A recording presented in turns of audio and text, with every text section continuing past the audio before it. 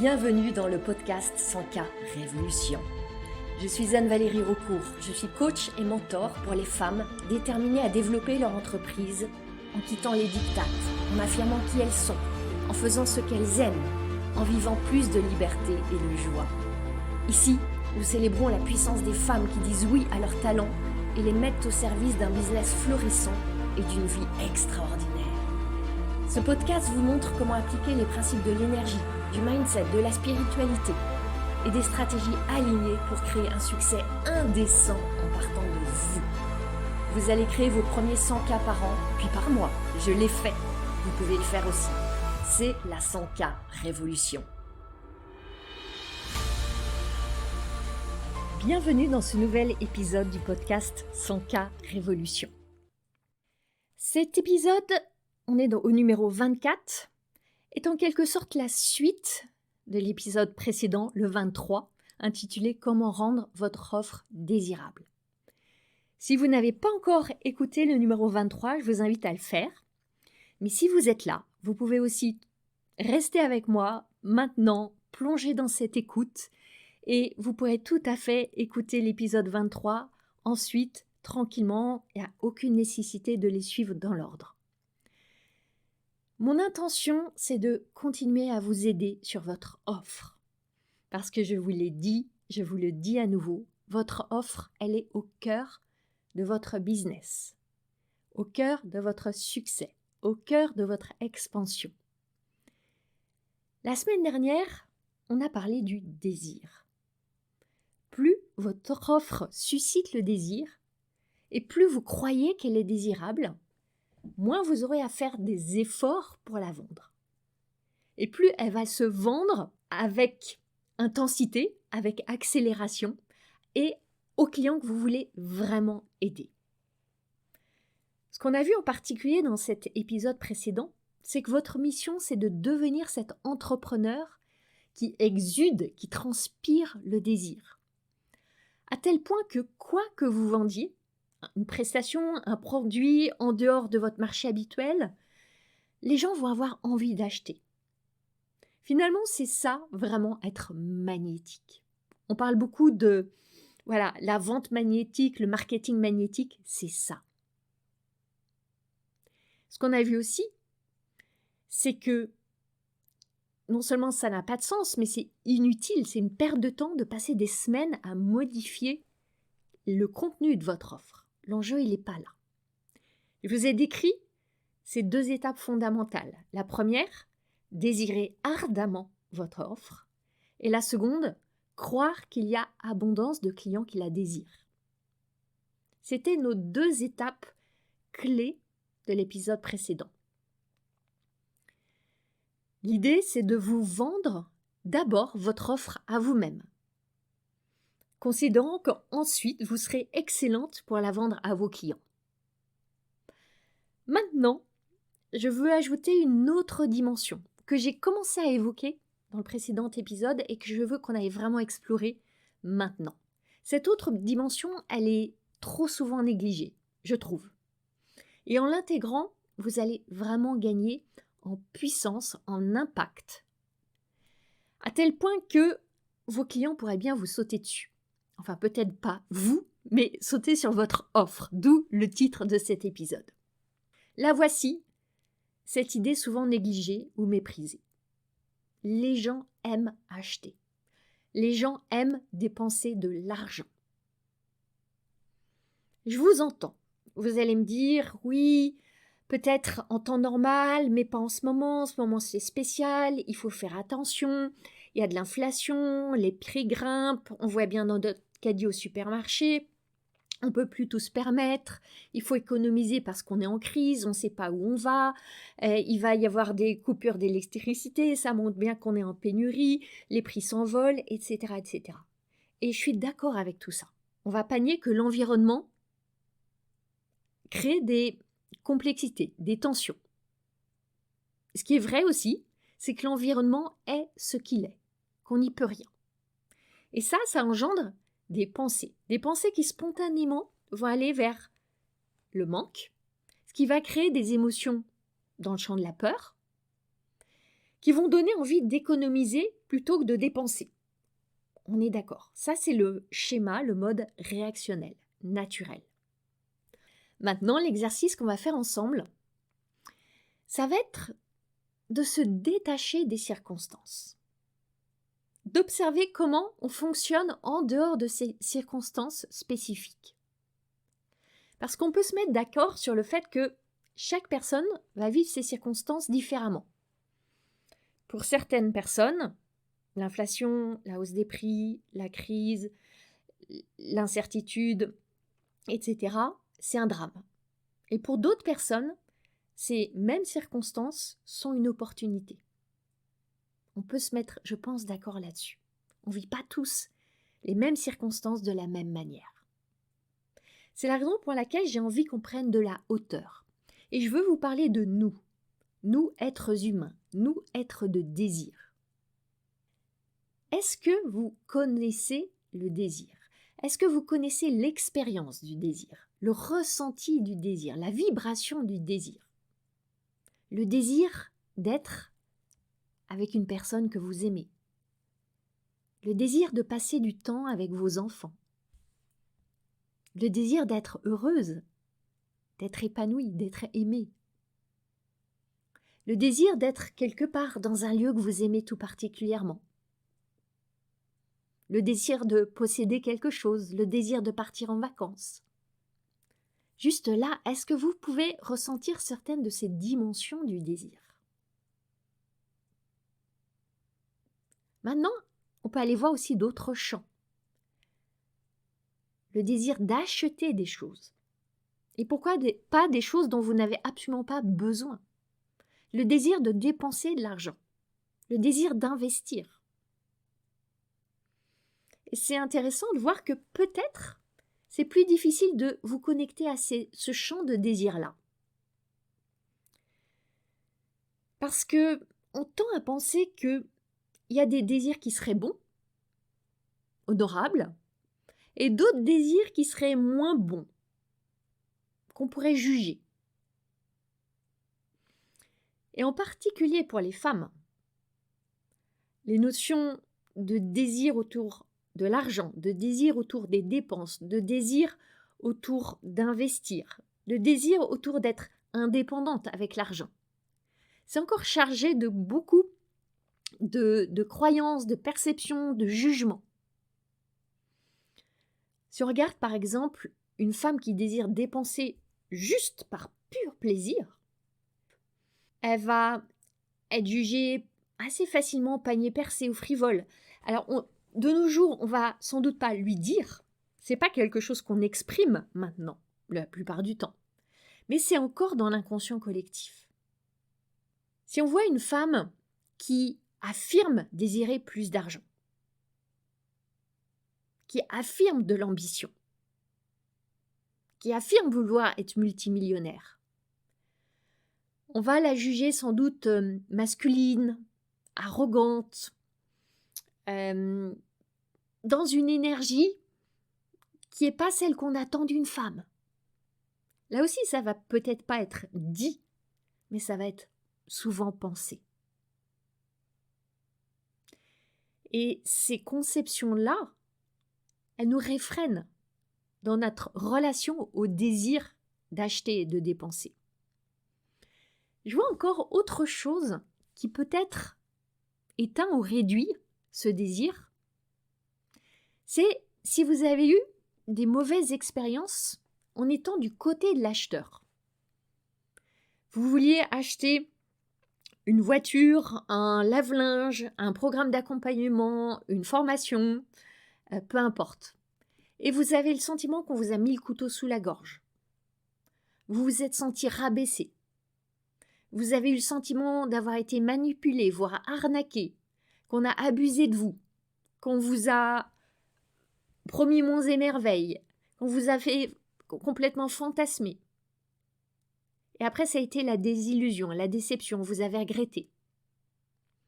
Si vous avez vécu de telles expériences, évidemment, c'est normal que ça ait créé pour vous une dissociation entre l'achat et le plaisir. Seulement, voilà ce qui va se passer. Si vous n'associez pas facilement le fait de dépenser de l'argent à une énergie de désir et de plaisir, c'est compliqué de vendre. Parce que vous avez alors le sentiment de forcer la personne à acheter, qu'elle n'a pas envie par nature. Vous considérez que c'est dur pour elle de dépenser. Et vous allez nourrir ses pensées avec ces idées que c'est pas bien de lui prendre de l'argent, qu'elle en aura moins à cause de vous, que ça va être difficile pour elle, etc. Et vous allez acheter, pas dans le sens de dépenser de l'argent, mais croire, adopter toutes les objections qu'elle va vous dire en disant non mais c'est trop cher, c'est pas le bon moment, j'ai trop de dépenses en ce moment, je suis trop juste sur mon compte bancaire, etc. Parce que vous ne croyez pas qu'elle désire fondamentalement acheter. Qu'elle désire juste parce qu'elle a envie. Pas parce qu'elle se sent mal, qu'elle est désespérée, qu'elle est dans la douleur, qu'elle veut être sauvée. Non, parce qu'elle désire. Et si vous n'êtes pas connecté à cette idée qu'elle désire, qu'est-ce que vous allez faire? Pour compenser, vous allez alors vous acharner à lui démontrer qu'elle a besoin de vous et de votre offre. Si le désir n'est pas là, vous allez vouloir créer le besoin. Et c'est là que vous entrez dans ce que je vais appeler des stratégies de conviction, que souvent on appelle joliment des stratégies d'influence, c'est plus chic. Et vous allez vouloir lui démontrer par A plus B qu'il faut absolument qu'elle fasse appel à vous maintenant. Qu'elle ne va pas s'en sortir sans vous. Et qu'à la limite, elle ne sera pas une bonne personne si elle n'achète pas auprès de vous. Évidemment, vous ne le dites pas comme ça, mais ça va être induit. Et avec ces tactiques, ces stratégies de vente, cette personne, elle peut être convaincue d'acheter. Peut-être qu'elle va sortir sa carte bancaire. Mais ça ne va pas faire une cliente enthousiaste. Ça ne va pas faire une cliente engagée. La plupart du temps, je fais des généralités. Ça risque aussi de faire une cliente qui va être dans cette posture de vouloir être sauvée, d'être victime. Et c'est sans doute pas celle que vous voulez avoir. Regardez les enfants. Les enfants, ils incarnent tellement le désir. Quand ils veulent quelque chose, ils vont tout faire pour l'avoir. Pour eux, ce n'est pas un problème qu'on dépense de l'argent. C'est le désir qui prime. Je me souviens de mon fils quand il était petit, quand on prenait le métro ensemble à Paris pour aller à des rendez-vous ou voir des choses. Il y avait souvent sur le quai du métro ces espèces de machines, des machines qui distribuent des sachets de bonbons, des Twix, des Kinder, des Mars, etc. Et systématiquement, il se plantait devant la machine, brûlant de désir que je lui achète des bonbons dans la machine. Il allait rester là, figé, voire trépignant, jusqu'à ce que j'accepte d'assouvir son désir, ou que je n'accepte pas et qu'on aille vers une petite crise. C'est ça le désir, l'élan des enfants. Je me rappelle, quand moi-même j'étais petite, et que j'avais à l'époque 2 francs, c'était la fête. J'allais à la boulangerie au bout de la rue, avec une joie incroyable, pour aller acheter des bonbons. Et je me faisais des tas d'histoires dans ma tête, mes petits calculs de quels bonbons j'allais pouvoir acheter entre carambars, les crocodiles, les fraises tagada, etc. J'avais ce pur désir d'acheter des bonbons avec ma petite fortune. Il ne me posait pas tellement la question de est-ce que ça avait du sens, de la valeur, est-ce que c'était bien, pas bien. J'avais envie de bonbons. Et c'est intéressant, dans cette période de Noël, on sent cette tension de désir qui monte. Le désir d'acheter aussi pour faire plaisir, pour faire des cadeaux aux personnes qu'on aime. Ça, c'est le désir pur.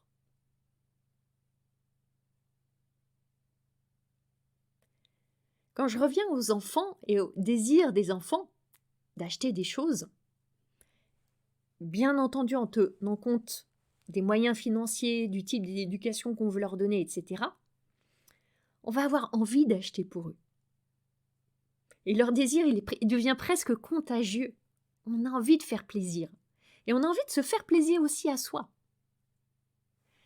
Et ce n'est pas nécessairement pour céder à une tentation, ou à une pression, ou à une injonction. Il y a aussi une forme de capillarité du désir, de contagion du désir. Je veux vraiment ici vous partager cette notion de contagion du désir.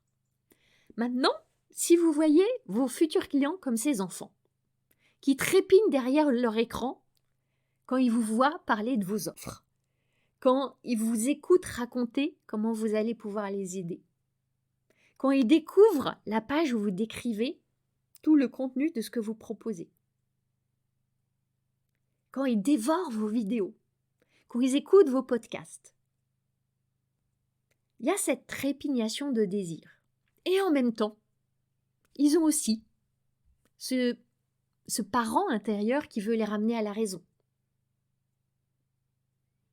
qui veut leur dire que c'est trop cher, que c'est pas le bon moment, qu'il faut pas, que ça se fait pas, que c'est pas pour eux, qu'il faut attendre, etc., etc. Donc, le fait qu'il y ait des objections, c'est normal. C'est ce parent intérieur qui se manifeste et qui veut rabattre le caquet du désir. Maintenant que, comme on l'a vu dans l'épisode précédent, vous avez compris la notion d'augmenter l'intensité du désir pour votre offre. Vous avez compris l'importance d'œuvrer à croire que votre expertise est désirable. Vous vous êtes déjà engagé là-dessus. Maintenant, le niveau suivant,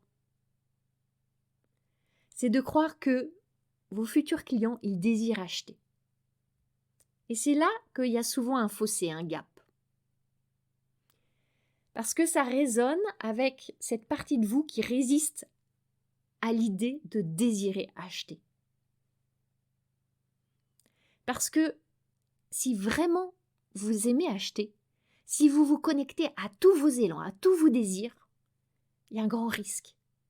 Le risque de perdre le contrôle, de dépenser inconsidérément, follement, de trop desserrer les cordons de la bourse. Il y a cette peur que si le désir est vraiment intense, si vous le débridez, vous allez dépenser tout votre argent. Je crois qu'il y a vraiment cette peur inconsciente, latente qui est là, pour beaucoup d'entre nous. Pourtant, je ne crois pas que ce soit vrai. Je crois que le désir n'est pas opposé du tout à une forme de contrôle. Et je crois au contraire que le désir d'acheter est lié à deux choses positives.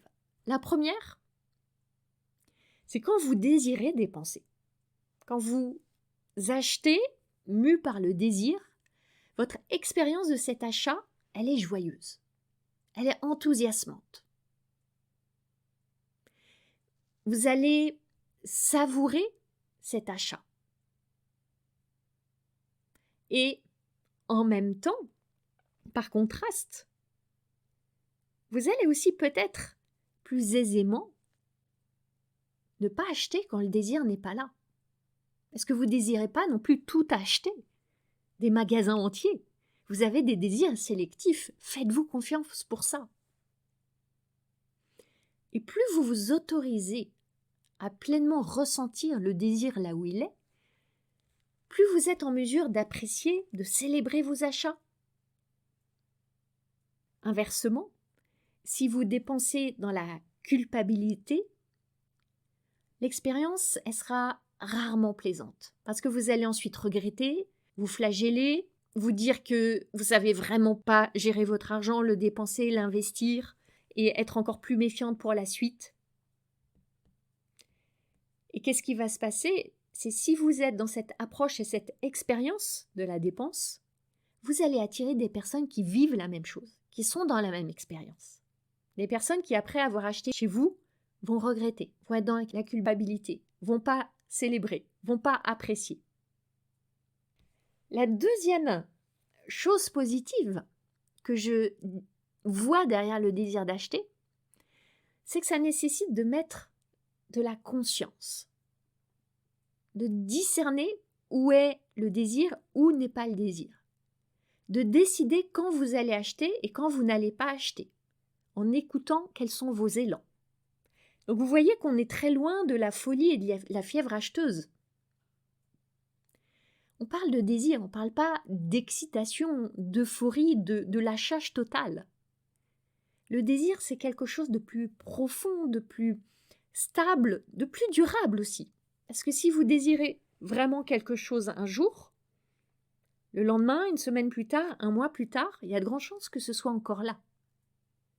En revanche, si vous êtes juste excité pour quelque chose, il y a aussi de grandes chances qu'un mois plus tard, ça ne soit plus là.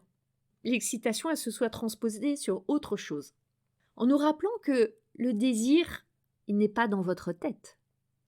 Il se vit dans le corps, c'est une expérience corporelle. Revenons à ce dont on parle quand on parle d'achat. Il y a cette chose que vous achetez, et il y a aussi l'expérience de l'achat. C'est intéressant de voir que suite à toute cette période de Covid, on a complètement changé nos habitudes d'achat, notre manière d'acheter. Et on a pour beaucoup pris l'habitude de faire l'essentiel de nos achats sur Internet, pour certaines catégories d'achats en tout cas. Pour certaines personnes, l'expérience d'acheter sur Internet, elle reste désirable, même si aujourd'hui on peut aller dans les magasins et circuler comme on veut.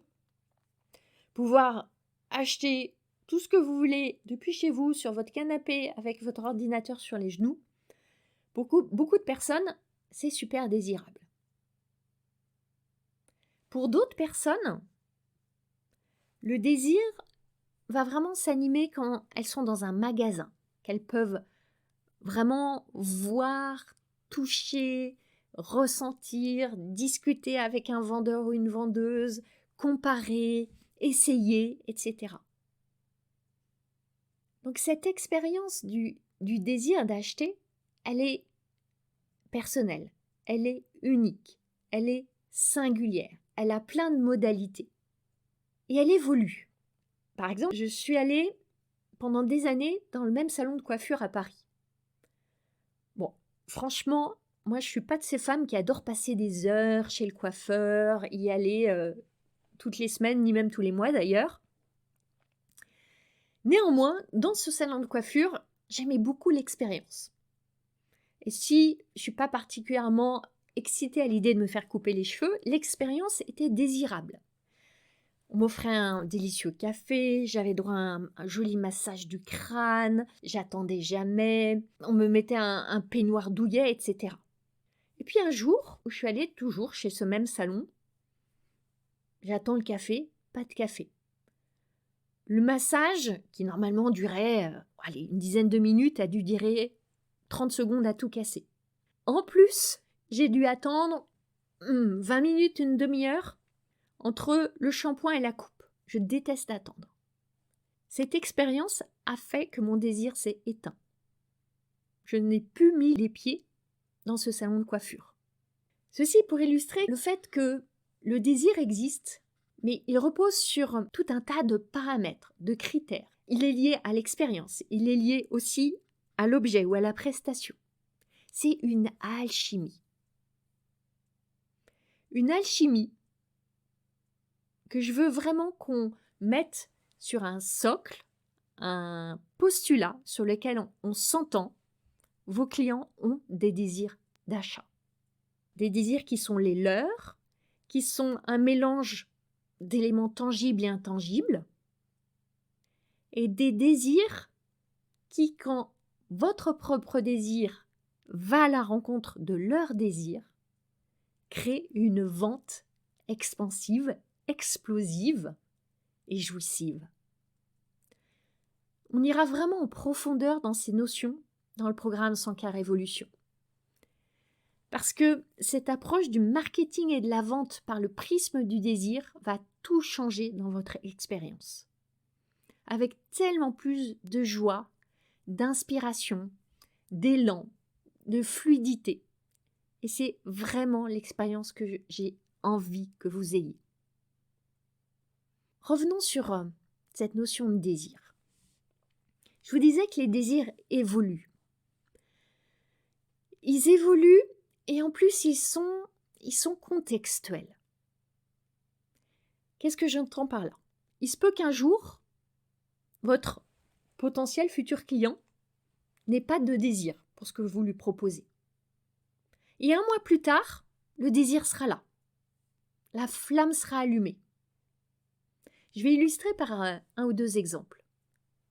Imaginons que vous proposez un accompagnement pour les femmes qui veulent perdre du poids, avec une méthode originale qui repose exclusivement sur la gestion des émotions. Il y a des femmes qui vous suivent, et parmi elles, il y en a une qui est en train de vivre son 15e régime à base de sacrifices alimentaires, de restrictions, il faut encore qu'elle supprime le sucre, etc. Elle est dans son régime, elle y croit encore, elle fait des efforts, elle s'est engagée. Et puis, elle craque. Elle n'en peut plus, elle fait le constat en plus qu'elle a repris 5 kilos malgré tous ses sacrifices. Elle est dégoûtée. Il se peut qu'un mois plus tard, elle soit tentée par votre approche, parce que vous lui promettez une approche différente, où elle ne va pas faire de sacrifices douloureux. Je vais prendre un autre exemple. Imaginons que j'ouvre un mastermind pour les entrepreneurs qui ont généré au moins 10 000 € de chiffre d'affaires par mois. Il se peut que dans mon audience, il y ait des femmes qui n'ont pas encore atteint ce stade d'évolution dans leur business. Donc mon offre ne rencontre pas leur désir activé par le fait qu'elles ne remplissent pas encore les critères. Mais il se peut que 3 mois plus tard, elles aient généré ces 10 000 € de chiffre d'affaires, peut-être même justement motivées et stimulées par le désir qui s'est activé. Et donc 3 mois plus tard, elles ont le désir et elles rejoignent le mastermind. Qu'est-ce que ça veut dire? Ne vous arrêtez jamais au premier non. Un non peut signifier tellement de choses. Un non peut vouloir dire jamais, ok, ça s'entend. Mais un non peut aussi vouloir dire pas maintenant. Et pas maintenant pour plein de raisons différentes. Plus vous serez consciente de vos propres désirs d'achat, de ce qui vous anime, de comment vous fonctionnez, de où il y a de la culpabilité et de la honte et pourquoi, plus vous saurez ce que vos clients ressentent aussi, parce qu'ils sont comme vous, comme nous. Ça veut dire aussi que plus vous ressentez la joie, l'enthousiasme, la fête que c'est d'acheter, plus vous allez projeter que c'est la même chose pour vos clients. Et moins vous serez embarrassé de leur vendre. Et je veux ajouter ici encore un autre point important. C'est que le désir ne va pas tomber du ciel. Vous avez un pouvoir sur le désir. En partant d'une étincelle ou d'une flamme qui existe, vous avez le pouvoir de l'intensifier. Et ça va être souvent nécessaire. Parce qu'au moment d'acheter, si je prends l'exemple de l'achat d'un coaching ou d'un accompagnement ou d'une formation, le cerveau primitif se met en branle. Non, mais tu n'y penses pas, c'est trop cher, c'est pas le moment pour toi, puis ça va pas marcher pour toi, t'es pas assez ceci, t'es trop cela, attends 6 mois, t'as pas assez de trésorerie, etc., etc. C'est là que, si vous sentez que le désir est là, quand vous êtes, vous, dans la position de l'acheteuse, vous avez le choix de l'amplifier pour ne pas le laisser être étouffé par tous les doutes qui vont émerger. C'est à vous de vous dire que vous le valez bien, que c'est le parfait moment, que vous saurez être engagé, que vous avez tout pour créer vos résultats, etc., etc. Vous avez juste besoin d'être rassuré. Quand vous comprenez ça, vous voyez bien que quand vous êtes de l'autre côté, du côté de celle qui fait une offre, qui vend, vous avez à être celle qui rassure. Vous n'avez pas à créer le désir. La personne en face, elle sait si elle désire ou pas. Et si elle continue à vous parler, si elle continue à vous suivre, on peut supposer qu'il y a du désir. Vous allez aider à ce que le désir ne soit pas éteint par les doutes. Les doutes qui sont humains et qui vont arriver dans 98% des cas. Là, il ne s'agit pas d'aller utiliser des techniques de manipulation qui vont jouer sur la peur du manque, sur la rareté, etc. Il s'agit de rassurer en douceur cette partie primitive du cerveau, de cette personne en face de vous qui a peur que ça ne marche pas pour elle, qu'elle soit moins bien que les autres, qu'elle soit insuffisante. Je vais ajouter là une dernière chose. Quand l'achat est vraiment motivé, impulsé par le désir de vos clients, vous évitez une chose qui est très désagréable, qu'on appelle le remords de l'acheteur. Quand vous le vivez, ce remords de l'acheteur, vous savez, c'est vraiment inconfortable. Vous avez acheté par exemple un sac de grande marque à un niveau de prix très élevé, vous avez cassé votre tirelire, vous n'aviez jamais dépensé autant d'argent pour un sac, et à peine rentré chez vous, vous le sortez de son emballage, vous le regardez et vous regrettez. Vous dites que c'est une folie, vous demandez ce qui vous a pris, vous vous dites que jamais vous allez de toute façon oser le porter, que c'est n'importe quoi, vous vous demandez même s'il vous plaît vraiment, vous vous interrogez si ça va être possible de le rendre, d'être remboursé, comment vous allez faire, est-ce que vous allez oser, etc., etc. Je suis sûre que vous avez déjà connu cette expérience-là. Quand vos clients vivent cette expérience du remords après avoir acheté, c'est très inconfortable pour eux et c'est aussi terrible pour vous. Et ça vous est peut-être déjà arrivé, un client qui revient vers vous, avec parfois la franchise de vous partager ses doutes. C'est normal d'être attrapé par la peur après avoir fait une dépense d'un niveau important. C'est tellement normal.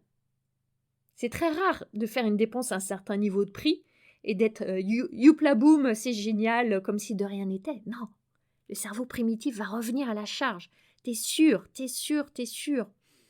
Et s'il n'y a pas cette partie qui ancre la certitude, c'est possible que le client revienne vers vous. Alors, soit juste en partageant ses doutes et vous allez pouvoir l'accompagner, renforcer sa décision, le rassurer, commencer à lui faire vivre l'expérience et normaliser. Parfois, ce qui peut arriver, c'est que certaines personnes vont avancer des prétextes. Et vous sentez bien si la raison est vraie ou pas. Tout d'un coup, le conjoint vient d'être licencié, il y a une dépense imprévue qui est arrivée pendant la nuit. Si j'en parle, c'est que, vous l'imaginez, c'est des expériences que j'ai vécues. C'est ce qu'on appelle le remords de l'acheteur. Et ça, c'est un mécanisme bien connu dans tout le champ de la psychologie de l'achat. C'est pour ça que quand on a vraiment du désir pour ce qu'on a acheté, il y aura rarement du remords. Et ça commence par vous. Le désir, il débute en vous. Quelle cliente est-ce que vous êtes? Vous, quand vous achetez, que ce soit un crayon, un gâteau, des chaussures, un sac, un voyage, une formation, un coaching, est-ce que vous achetez en lien avec vos désirs, avec cette intention d'honorer vos désirs? Est-ce que vous ressentez ce désir? Quelle cliente est-ce que vous êtes pour votre propre offre? Est-ce que vous avez des pensées désirantes pour elle? Est-ce que vous la trouvez intensément désirable, ultra sexy? Est-ce que vous émanez le désir? Est-ce que vous faites le travail intentionnel de souffler sur cette flamme tous les jours? Pour ma part, j'aime vraiment croire que chacune a ce pouvoir d'insuffler davantage cette énergie du désir dans son orbite, sur son marché, auprès de son audience, auprès de ses clients. Et cette énergie, je peux vous le dire, c'est un puissant paravent face à toute cette énergie du manque qui nous envahit de plus en plus en ce moment. Et on a chacune un rôle à jouer. Et ce rôle à jouer, il est joyeux, il est fun. C'est un chemin de croissance et d'expansion pour vous et pour votre business. C'est précisément ce chemin-là auquel je vous inviterai en début d'année avec le programme 100K Révolution. Si vous me suivez, vous savez combien j'aime vous partager tout ce qui se joue dans vos cerveaux et dans les cerveaux de vos clients. ce qui se trame dans vos cœurs et dans les cœurs de vos clients. Et ça, pas pour vous donner des nouvelles règles, mais parce que j'ai une infinie confiance en votre capacité à garder le meilleur de ce que je vous transmets, ce qui résonne pour vous, pour décider de vos règles, pour tracer votre voie du succès. 100K Révolution, c'est vraiment un chemin d'émancipation. C'est pour ça que je vous invite à rejoindre la liste VIP pour être parmi les toutes premières informées, avec des surprises à la clé que je vous concocte. Pour vous inscrire, vous avez le lien dans les notes du podcast et vous recevrez un mail de temps en temps. Je ne vous harcèlerai pas et je viendrai juste vous donner des bonnes nouvelles au sujet de ce fabuleux programme. Je vous souhaite maintenant une merveilleuse fin d'année. Cette période de l'année, c'est l'opportunité de célébrer tout ce que vous avez accompli au fil de l'année. Mon invitation, c'est que vous soyez douce, bienveillante, indulgente. Voyez tout ce que vous avez créé, ce que vous avez décidé, dépassé, transcendé. Bien sûr, c'est aussi le moment de poser des intentions pour la nouvelle année. Vous avez peut-être déjà commencé. Je vous souhaite de choisir des intentions qui vraiment vous animent, vous portent, vous élèvent, et aussi qui vous amusent, et qui vous rendent chaque jour un peu plus vivante. Alors oui, merveilleuse fin d'année, et à bientôt. Vous avez aimé ce podcast ? Vous pouvez aider d'autres entrepreneurs à le découvrir. C'est très simple. Vous laissez une note et un commentaire sur votre plateforme d'écoute préférée. Vous pouvez aussi partager le visuel ou une capture écran en me taguant sur vos réseaux sociaux. Un immense merci.